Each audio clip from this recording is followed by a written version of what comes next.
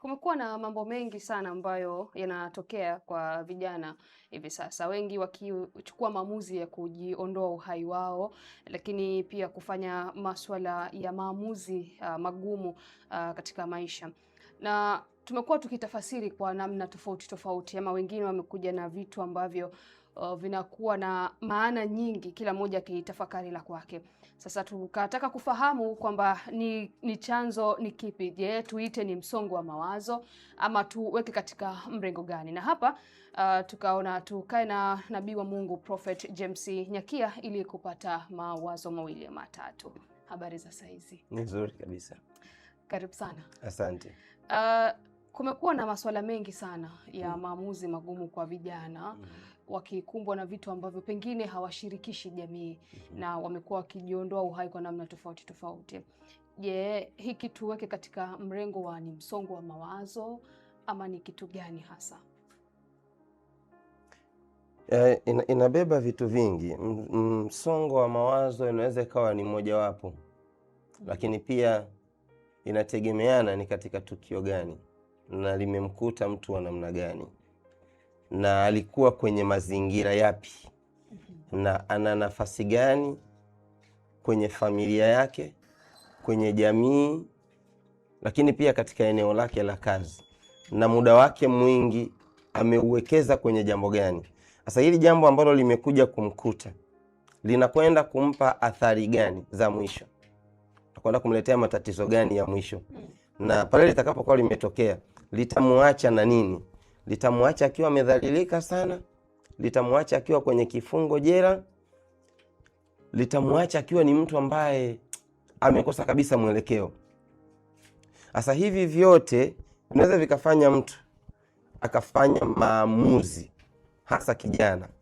Kwa mfano, kijana ambaye amegundua kwamba jambo hili nimesingiziwa, hii kesi ni ya ubakaji, na aliyenisingizia ni mtu ambaye nimekuwa naye kwa karibu sana, na shahidi wa kwanza ni mke wangu, na mke wangu amenisingizia hili kwa sababu anatembea na rafiki yangu, na nimekuja kugundua kwamba hata huyu mtoto niliye naye ndani si mwanangu, na ninao ushahidi kwamba mwanamke huyu mtoto kazaa na rafiki yangu, na skendo walionitengenezea sasa ni ya mimi kumbaka mtoto ambaye pengine ni ya mke wangu. Sasa nitakapokwenda jela, mtoto atasimama kama shahidi, mama yake atasimama kama shahidi, anayetembea na mke wa yule kijana ana hela kuliko mimi. Kijana akiwa na umri wa miaka 25, akiwa na umri wa miaka 30, anaijumlisha miaka 30 mingine mbele, anaona anakwenda kutumika miaka 60 ndo anatoka ndani, kama hataweza kukutana na msamaha wa rais. Lakini pia huyo kijana anajaribu sasa kutafakari, nilimwamini kwa kiasi gani rafiki yangu, nilimpenda kwa kiasi gani mke wangu, mtoto huyu wa mke wangu ambaye wanasema mimi nimembaka, nimemhudumia kwa jasho langu mara ngapi, amekula, ameumwa, nimempeleka hospitalini. Leo tena kumbe hata huyu ninaelea kama ni mwanangu, na yeye pia sio wa kwangu, ni wa yule rafiki yangu, na sasa rafiki yangu ananizidi pesa na ana network kubwa. Kumbe nachokiona mbele, kijana anaona hapa, nikisema nimwachie Mungu sina uhakika. Moja, nikisema nitapigana, familia yangu ni maskini na mimi mwenyewe ndiye bodaboda. Nikisema nitafight, mtoto ni ushahidi usiokuwa na shaka, na hasa maneno ya mtoto akilishwa na mama mzazi. Mke ni ushahidi usiokuwa na shaka, na tayari mapenzi ya mtu yakihama kwenda kwa mtu mwingine, kwa yule mpya mapenzi yana nguvu kuliko wewe wa zamani. Kijana huyu akiona ni miaka 60 mbele yake, hata onekana mtaani, alikuwa anapiga stori na wenzake, anawaonyesha maono makubwa alionayo, lakini pia kuna wakati alikuwa anakuvisha vizuri, anailisha ile familia vizuri, anaona hakuna chochote. Kama mama yangu yuko hai, acha nimwache kwa watu wengine, sioni tena thamani nyingine ya kuishi, heli nitangulie mbele za haki. Mwenyezi Mungu nisamee. Kama yuko mahali anajirusha, kama ni kwenye gorofa, Kama ni mahala fulani gari inapita, anaamua kuingia ndani. Kama ni dawa, anaamua kunywa. Kama ni kanga, anaamua kujitundika. Ni kwa sababu gani? Hakupata msongo wa mawazo ambao umempa nafasi ya kuweza kupata muda wa kwenda msikitini, wa kwenda kanisani. Lakini akiangalia jambo lenyewe jinsi lilivyo, tayari lina ukuta mkubwa ambao hata fanyeje, hana jinsi ya kuweza kujiokoa. Unaweza ukamwona kama ana Mungu au kama hana Mungu kabisa. Kwa nini asingelimwachia Mungu? Kuna wakati ukifika jambo likifika mahala fulani, mawazo yanayokujia unaona basi sina kingine tena cha kufanya, ni hiki tu. Kutokana na majibu ambayo umenipatia ya kwamba hayo tunaweka kama ni sehemu ya msongo wa mawazo, hasa watu kuchukua maamuzi magumu ya kujitoa uhai, nikataka kufahamu nini hasa chanzo cha msongo wa mawazo? Maana umesema kwamba msongo wa mawazo ndio unaopelekea mtu kuondoa uhai. Chanzo chake ni kipi? Chanzo chake kina mambo mengi. Namba moja, kinaweza kaa kimesababishwa na usaliti ambao mtu umefanyiwa, na ukiuona ule usaliti jinsi ulivyo na ushahidi uliopo, hauoni tena kama kuna namna nyingine. Namba mbili, unaweza ukawa unaona kama kuna conspiracy, kuna watu wameamua kushirikiana kwa ajili ya kukufanyia jambo, na ukiona ule mtandao walioutengeneza ambao uko mbele yako, huoni kama pale mbele kuna jinsi ambavyo unaweza ukatoboa. Kwa hiyo akili yako unajaribu kuipeleka huku, kuipeleka huku, kuipeleka huku, unajikuta hauna jinsi ambavyo unaweza ukajinasua. Namba tatu, ni huyu mtu anayefanya maamuzi haya anatoka kwenye familia ambayo ni familia ya namna gani? Kuna familia hawana hata mkurugenzi, ndugu aliyefikia nafasi ya ukurugenzi. Kuna familia hawana ndugu ambaye ana nafasi kubwa katika jeshi la polisi. Kuna familia hawana mtu ambaye anamiliki hata milioni 20, kwamba basi katika jambo lako anaweza akatoa milioni 2, watu wakakaa wakalisawazisha. Sasa pia ukija ukichunguza kwenye familia yako, aina ya watu walio kwenye familia,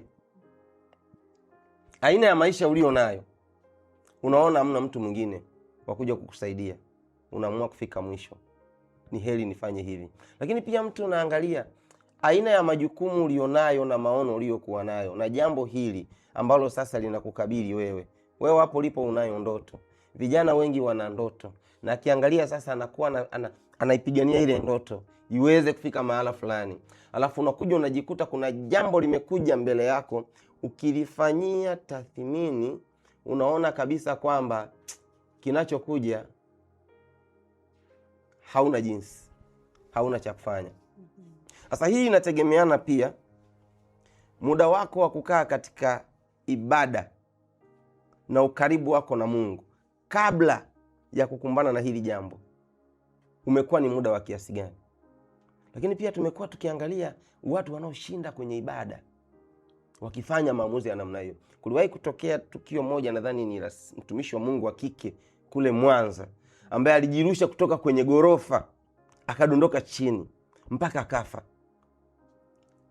Yamkini aliacha siri ikiwa kwenye maandishi, au aliondoka na siri yake aliyokuwa anaijua. Kwa hiyo kuna wakati mwingine mtu ukiangalia jambo lililoko mbele yako na mtu aliyelifanya, mtu anayekwenda kulisimamia, matokeo yanayokwenda kutokea, unaamua basi hakuna jinsi.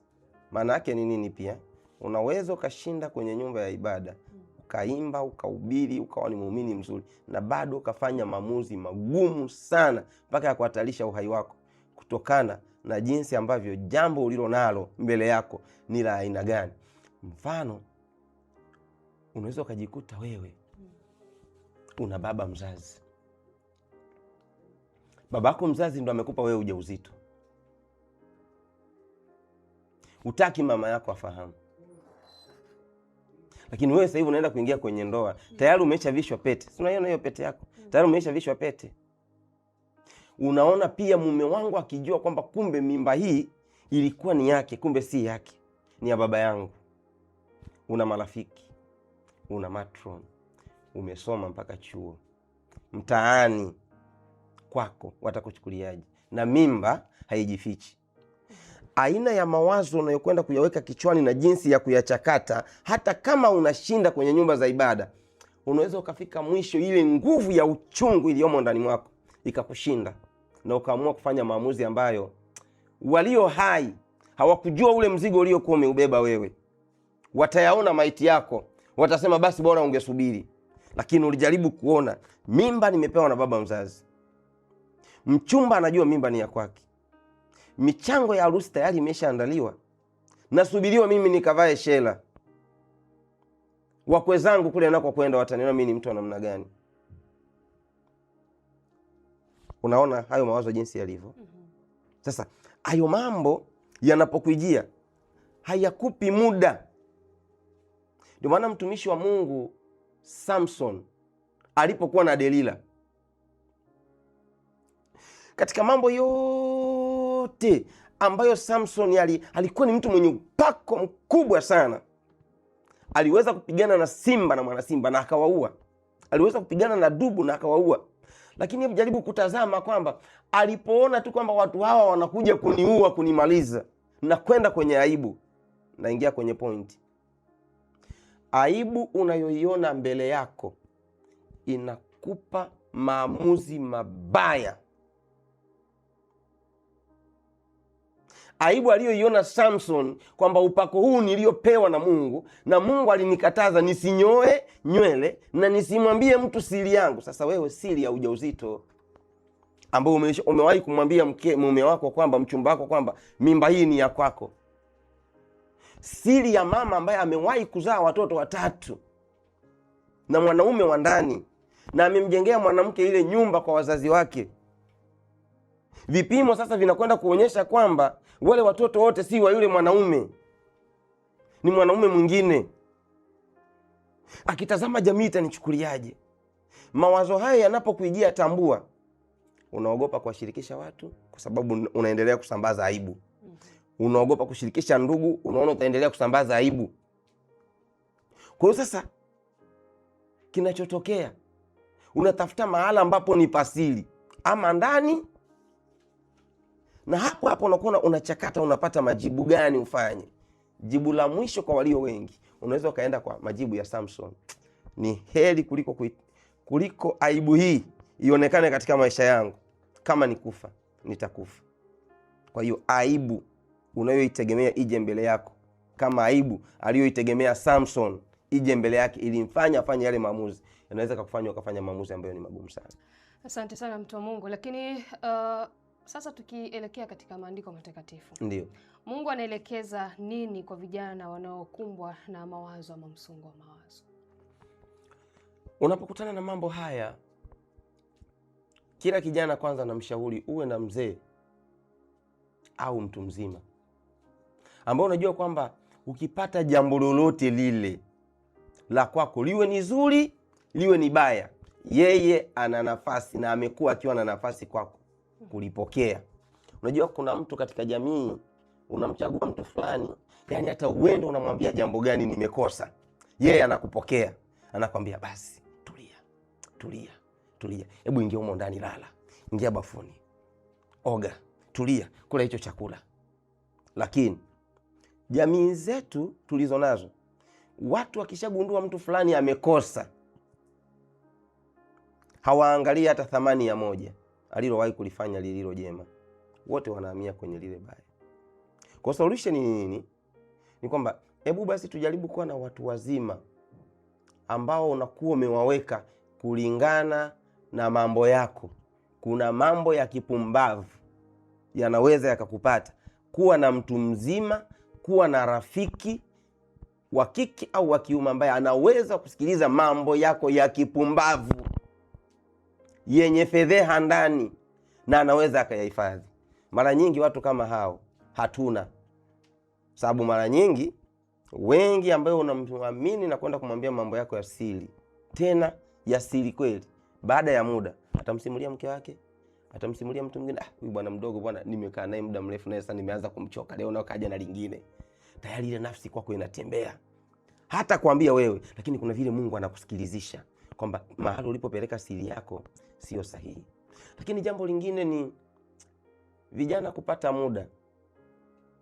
Mara nyingi tunapopata na majanga kama haya ya msongo wa mawazo, tupafanye mahala pa ibada au ni mahala pa kukimbilia.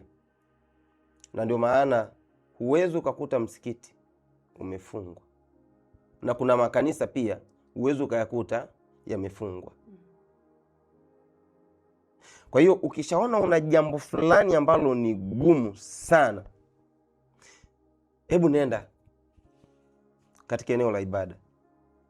Wakati nasoma degree yangu ya theolojia, niliwahi kukumbwa na jambo moja ambalo lilikuwa ni baya sana. Natembea, niko Kariakoo, nilipita kanisa la kwanza nikakuta limefungwa. Nikaenda sehemu ya pili nikakuta msikiti uko wazi. Nilivua viatu nikaingia ndani ya ule msikiti, nikafika nikalala. Nililala zaidi ya saa 1:30. Usingizi mkubwa sana. Nimelala msikitini. Jambo lile ni kila nilipokuwa nakwenda napigiwa honi. Nikisema napita njia hii napigiwa honi, nikasema hapa nakufa. Lakini nilikuta makanisa mawili yote yamefungwa, ila msikiti ulikuwa uko wazi. Unapokumbwa na jambo gumu baya ambao unaona linakwenda kuhatarisha maisha yako, usichague nyumba ya ibada ya kuingia. Usimchague mtumishi. Yaani ukimwona hata wakati mwingine mtumishi wa Mungu amevaa kibaragashia na unajijua kwamba mimi ni Mkristo, msimamisha, tumwambie mtumishi wa Mungu, nina jambo linaniumiza. Unajua mtu anaweza akakutamkia kitu. Unajua watumishi wa Mungu wanamtumikia Mungu. Kinachokuja kutofautiana hapa ni lugha ya kurohani na lugha ya Biblia. Lakini kuna wakati wanakuwa na maneno ambayo yote yanamaanisha neno hili moja, imani ya kumjua Mungu na kufa katika Mungu. Mimi kiukweli msikiti ulinisaidia, lakini sikuombewa, nililala tu. Ila namaliza kulala, natoka nje nakutana na mzee. Ananiambia, kijana uko sawa? Akaniambia, unaitwa nani? Nikamwambia naitwa James. Kwa nini umekuja kulala msikitini? Nikamwambia, baba siko vizuri. Akanichukua tukaenda nyumbani kwake. Ni karibu kabisa na msikiti. Akaita mke wake akamwambia, mpeni kijana chai. Kumbuka hapo ni mtu mzima na nina familia. Ila nilikuwa nimeshafikia hatua ya kusema kwamba hapa leo kuna uwezekano kabisa nikatoa hata uhai wangu. Sasa fikiria hilo lilinikuta mimi, ni mtumishi wa Mungu na nimetoka ofisini. Tayari niko kwenye ajira. Na nimeajiriwa serikalini. Vipi kama nisingekimbilia kwenye ile nyumba ya ibada? Wangesema nabii ajiua. Nabii agongwa na gari. Lawama angepewa dereva. Kumbe mimi nina jambo liko kichwani kwangu ambalo limenishinda kwa wakati huu. Kwa hivyo, kwa maana hiyo sasa, maelekezo kwa upande wa kimaandiko matakatifu kwa vijana ambao wana msongo huo wa mawazo. Biblia inasema hakuna jambo gumu la kumshinda Mungu. Katika Qur'ani wanasema subira ni ibada. Lolote unaloliona lipo mbele yako, amini yaliwahi kuwakuta watu waliovuka. Wewe si wa kwanza. Kwa chochote kile ambacho unakwenda kukutana nacho, amini kabisa kwamba kuna watu nyuma huko yalishawahi kuwakuta. Aibu ya namna hiyo ilishawahi kuwakuta. Kuna waliofanya maamuzi magumu kama unayokwenda kuyafanya wewe, kuna waliovumilia na baadaye Mungu aliwainua kwenda juu. Sasa unachagua kundi gani? Chagua kwenye kundi la wale ambao waliwahi kupita katika magumu mpaka leo vitabu vimeandikwa kwa ajili yao. Mfano, Samson alifanya maamuzi magumu. Hata kusema labda ngoja nikimbie, ngoja nitoroke, niende mahala pengine. Akaamua hawa na kufa nao. Ni kweli wao walikufa, lakini naye alikufa. Lakini Mtume Muhammad alipoona mahali hapa pamenishinda, watu hawa kuna uwezekano wakaja kunifanyia jambo baya, aliondoka, akatoka Maka akaenda Madina. Kuna wakati hama hata mkoa. Kuna wakati hata kama ni kwenye ndoa iache. Kuna wakati hata kama ni eneo la kazi liache. Mungu anaweza akawa anakutoa hapa kwa jinsi nyingine, ukawa wewe umebeba neema kama za Mtume Muhammad. Unatoka Maka unakwenda Madina, mahala ambako kuna watu wanakuhitaji. Unaweza ukawa umebeba neema kama ya Ibrahimu, unatoka huru unakwenda Kanaani, mahala ambapo kuna maziwa na asali. Lakini hakuna neema yenye kumvusha mtu inayokuja katika hali ya kumbembeleza. Yaliyo mengi ambayo yanakwenda kuwainua watu na kuwafanya kwa watu wakubwa, yanakuja katika hali ya maumivu yaliyo makubwa sana. Ndio maana ukishaona kuna maumivu mengi sana yanakusonga katika kipindi fulani, jua kabisa kwamba ukiyavumilia ukayavuka, wewe unakwenda kuacha historia kwenye familia, kwenye taifa, au kwenye nchi au dunia. Itakusoma wewe.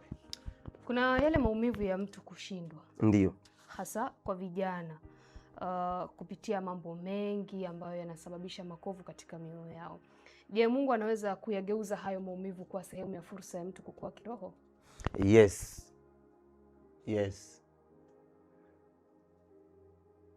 Yanayokuumiza leo ndio yanayokuwekea alama ya thamani yako ya baadaye. Kwa mfano, mimi nimewahi kuruka kutoka kwenye treni. Ndugu yangu niliyekuwa naye akaamua kusema hawezi kuishi na mimi tena, maisha yamekuwa magumu kwake, lakini alikuwa na hela ya kutosha. Akanikatia tiketi, akanipandisha kwenye treni. Treni ilikuwa imeshasafiri zaidi ya lisali moja. Nikaluka. Nilivyoruka nilikuja kujikuta niko hospitali ya serikali Dar es Salaam. Nadhani baada ya kama miezi miwili hivi mitatu ndo nikaanza kupata unafuu kwamba niko hospitalini. Kuna wakati maamuzi magumu yanayokaribia kuiondoa roho yako ndio yanayoitengeneza thamani yako ya baadaye. Kwa sio kila unayemuona leo kafanikiwa kapitia maamuzi ya kawaida. Hapana. Sasa nikijibu swali lako ni kwamba kuna wakati kuna vitu utavifanya ili uweze kufikisha ndoto, lazima uumie, na maumivu yake si kidogo. Ni maumivu ama yatakuumiza wewe ndani ya moyo, au yatakudhalilisha, au yatakuondolea kabisa utu, au yatakufanya ukate mawasiliano na watu wote uliokuwa nao karibu.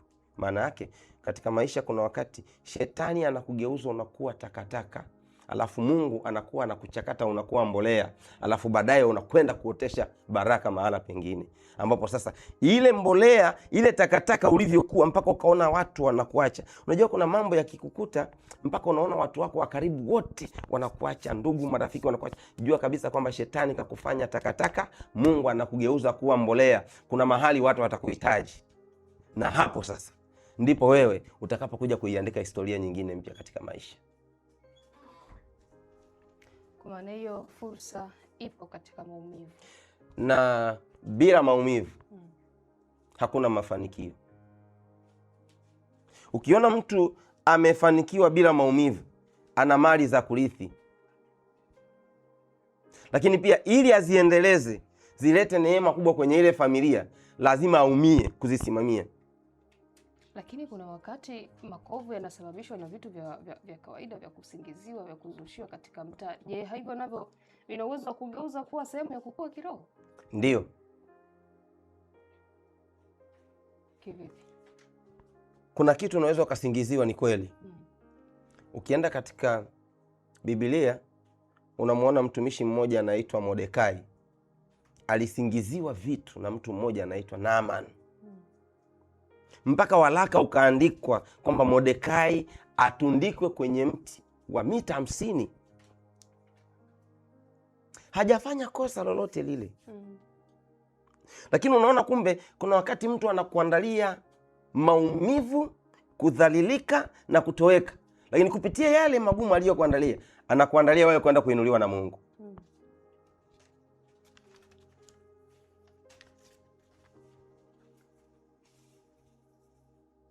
Unaona? Anakuandalia wewe kwenda kuinuliwa na Mungu. Kwa hiyo usitarajie alivyoinuliwa fulani ndivyo na wewe utakavyoinuliwa. Hapana. Mtu unaweza ukainuliwa kwa kufukuzwa kazi mahala fulani, lakini kumbe Mungu anakuondoa pale. Siku moja nilikuwa nasafiri na wafanyakazi wenzangu, nikachelewa Nikalala, badala ya kufika saa 12 stendi, niliamka nyumbani saa 2 na nimeshakata tiketi. Nafika stendi pale, magari yalishaondoka, yako mbali mno. Baada ya nusu saa kasikia ile gari imepata ajali. Wenzangu wote kwenye zile sisti, ule mstari wote wamekufa wote, mstari mzima, ambako ndiko na mimi nilikuwa nakwenda kukaa kwenye huo mstari. Wachache waliosalia walikuwa wote ni walemavu, lakini nilikuwa tayari kazini nimeshachapwa email ya kujieleza kwa nini sijasafiri na wenzangu. Lakini baada ya masaa machache, kesho yake nilikuwa na mimi ni miongoni mwa watu waliokuwa wanapita mbele ya majeneza ya wenzangu, nikiwatazama wamelala ndani ya jeneza. Mimi peke yangu ambaye nilichelewa, nikaonekana ni mzembe, ndiye nilikuwa niko hai. Kuna wakati unaweza ukatenda kosa na lile kosa likakupa adhabu, lakini ile adhabu ni Mungu anaitumia kama ngazi ya wewe kwenda mahala alipokuwa anakusudia. Kwa hiyo ule msiba pale ulikuwa ni msiba wa ajabu, sababu waliposema aliyetakiwa kusafiri naye ambaye alichelewa gari ni huyu hapa, ndugu wote wa zile familia waliona mimi kama kijukuu cha Mtume Muhammad ambacho kina neema juu yake. Kama mimi ni mtu ambaye nina neema fulani ya Yesu, yani nina neema fulani. Kila mtu akawa anatamani kwa nini na yeye ndugu yake asingechelewa? Kwa nini mke wake asingechelewa? Kwa nini mume wake asingechelewa? Basi bora hata na yeye angepewa barua kama nililokuwa nimepewa mimi. Lakini kumbe kuna kitu Mungu anapitisha kwenye maumivu. Sasa sio kila maumivu ni mabaya. Kuna maumivu yanakuandaa wewe kwa dhahabu. Kuna maumivu yanakuandaa wewe kama dhahabu. Ni ipi maana halisi ya maisha mbele ya Mungu? Maana halisi ya maisha mbele ya Mungu. Maana halisi ya maisha mbele ya Mungu ni kukubaliana na lililo mbele yako, ukalikabili kwa kumshirikisha Mungu, alafu uone Mungu anakupeleka wapi. Maana halisi. Na kwa upande mwingine tusaidie, pengine ikawa ni swali ambalo litakuwa likimtatiza pia mtazamaji, ama linanitatiza mimi peke yangu. Mungu anasemaje kuhusu maisha ya kila mtu alivyoumbiwa? Mtaani kwetu tumezoea kusikia, na hata mzee Yusufu anasema riziki mafungu 7. Kila mwanadamu ana riziki yake. Ndio maana profesa aliyesoma hadi chuo kikuu anapigwa na stroke, anakufa au inamtesa zaidi ya miaka 10, yuko kitandani. Mama mmoja ambaye alisoma na profesa ajui chochote, alishia darasa la 7, anaishi miaka 104, wala hana magonjwa, na anaongea na anatembea. Tajiri anaishi kwenye gorofa, anafika miaka 49 tayari yuko katika jeneza, anaingizwa kwenye mwanandani, anaingizwa kwenye kaburi. Maskini ambaye yuko kijijini, hana umeme, hana maji, hana uhakika wa kula, anaishi mpaka miaka 96. Riziki za Mwenyezi Mungu ameziweka katika siri ili tumtafute yeye kwa bidii. Ndio maana yeye anasema nitafuteni maadamu ninapatikana. Kwa maisha huwezi ukaelezea katika maana ambayo, kuna maana ambayo msomi anaelezea maisha ni nini. Kuna maana ambayo mtu anayeishi kule Morogoro milimani kule gari haifiki, kuna maana ambayo yeye anaelezea maisha. Kuna maana ambayo Mwadzabe ambaye yeye anashika nyoka na wanyama kule ana definition yake ya maisha. Kuna maana ambayo Masai yeye anayejua kabisa kwamba kwa upepo huu ng'ombe wangu nipeleke mahala fulani, ana jinsi anavyoelezea maisha. Definition ya maisha ni utamaduni wa mtu unaomzunguka. na sio tu kile alicho nacho. Lakini kuna namna watu husema kingine kinachoweza kufanya utofauti wa maisha ama kuonyesha uhalisia wa maisha ni aina ya karama tulizoumbiwa. Je, karama, mtu anazidi kutambua kwanza karama alionayo ambayo ndio inamfanya mtu kuamini kwamba hichi nimepewa na Mungu ama hii ndio maana halisi ya maisha mbele za Mungu? Karama ni zawadi ya fikra, ujuzi, maamuzi na uwezo aliopewa mwanadamu na Mungu kumsaidia kuyamudu na kuyaendesha maisha yake hapa duniani apate kile alichopangiwa na Mungu. Kwa mfano, mimi nimekuja kugundua kwamba nina karama ya utumishi wa Mungu baada ya kuwa nimemaliza degree ya kwanza. Ndio nikagundua. Kwa hiyo nilipokuwa nimeajiriwa kule serikalini, nilikuwa nimeenda kuziba nafasi ya mtu, lakini si kuziba. Inawezekana nilienda kufundishwa uongozi. Inawezekana nilienda kuona dunia jinsi ilivyo. Lakini nimewahi kuajiriwa private. Nimewahi kuajiriwa mahala nikawa mkurugenzi mtendaji wa taasisi. Inawezekana pia nilikuwa naenda kuangalia jinsi maamuzi ya juu yanavyotakiwa kufanywa. Sasa karama ni, ukichukua mfano wa gari, karama ni kile kitabu ambacho mwenye gari amekiandaa kwa ajili ya kumsaidia mtumiaji wa gari afuate maelekezo yaliyomo ndani ya kile kitabu ili alitumie lile gari kwa ufanisi, lisipate matatizo. Ndio maana kwa mfano unapokwenda kununua pasi mpya, kwa mfano rahisi wa karama, unapokwenda kununua pasi mpya utakuta chini kuna manual, mwongozo.